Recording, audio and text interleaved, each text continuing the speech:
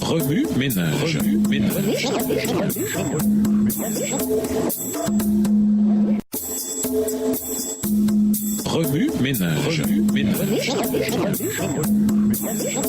Bienvenue dans votre émission. Remue ménage. Nous voilà à la leçon 13. Absolument tout. Lisons Colossiens 1, les versets 9 à 20. Colossiens 1, les versets 9 à 20. C'est pour cela que nous aussi, depuis le jour où nous en avons été informés, nous ne cessons de prier Dieu pour vous et de demander que vous soyez remplis de la connaissance de sa volonté, en toute sagesse et intelligence spirituelle, pour marcher d'une manière digne du Seigneur et lui être entièrement agréable, portant des fruits en toutes sortes de bonnes œuvres et croissant par la connaissance de Dieu, fortifié à tous égards par sa puissance glorieuse, en sorte que vous soyez toujours et avec joie persévérants et patients. Rendez grâce au Père qui vous a rendu capable d'avoir part à l'héritage des saints dans la lumière, qui nous a délivrés de la puissance des ténèbres et nous a transportés dans le royaume du Fils de son amour, en qui nous avons la rédemption, la rémission des péchés. Il est l'image du Dieu invisible, le premier-né de toute la création. Verset 16, car en lui ont été créées toutes les choses qui sont dans les cieux et sur la terre, les visibles et les invisibles, trône, dignité, domination, autorité. Tout a été créé par lui et pour lui. Il est avant toute chose et toute chose subsiste en lui.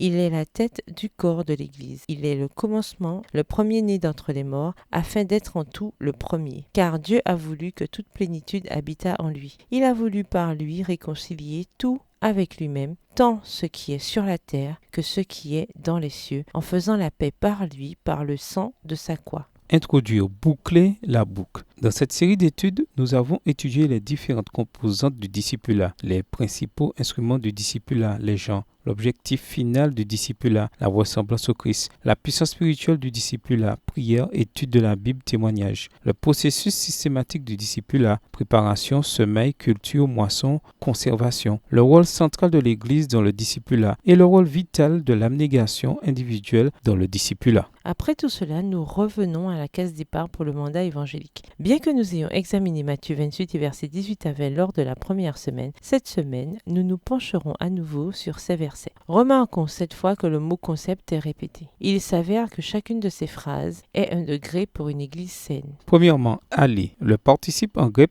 est pluriel, d'où la traduction plurielle, aller. Bien que cela ne soit pas explicitement indiqué, le contexte suppose que le Christ parle à ses disciples de tous les temps. Une église saine a besoin de ceux que Jésus a appelés à aller. Deuxièmement, toutes les nations. Le Christ ouvre l'évangile à toute nation, à toute tribu, à toute langue et à tout peuple, plutôt qu'à un peuple choisi. Qu'il s'agisse d'un endroit géographique, d'un peuple ou d'une culture, une église saine a besoin d'objectifs pour les endroits où Jésus appelle ses disciples à aller. Troisièmement, toutes choses. Jésus a enseigné de nombreuses choses. Ses disciples ont reçu l'ordre d'enseigner à observer toutes ces choses, pas seulement à la plupart des êtres humains, mais à tout le monde. Une église saine a besoin d'une stratégie et d'un plan pour enseigner toutes les choses que Jésus a enseignées. Quatrièmement, toute autorité. Jésus a reçu la pleine capacité et juridiction d'accomplir sa volonté, non seulement sur la terre, mais aussi au ciel. Une église saine a besoin de moyens pour accomplir ce que le Christ a commandé. Cinquièmement, toujours. Dieu promet de garder l'esprit du Christ en nous jusqu'à la fin des temps. Une église saine a besoin de comprendre le temps dans lequel elle travaille et sert. Pour une église saine, tous les disciples doivent aller avec toute la puissance de Dieu vers tous les peuples du monde et leur enseigner tout ce que le Christ a enseigné. Cette leçon traite de l'implication de chacun pour atteindre tout le monde par la puissance du Saint-Esprit dans le contexte du discipulat. Ménage, écrivez Colossiens 1, les versets 9 à 20 à partir de la version biblique de votre choix. Si vous êtes pressé, écrivez Colossiens 1, les versets 15 à 20.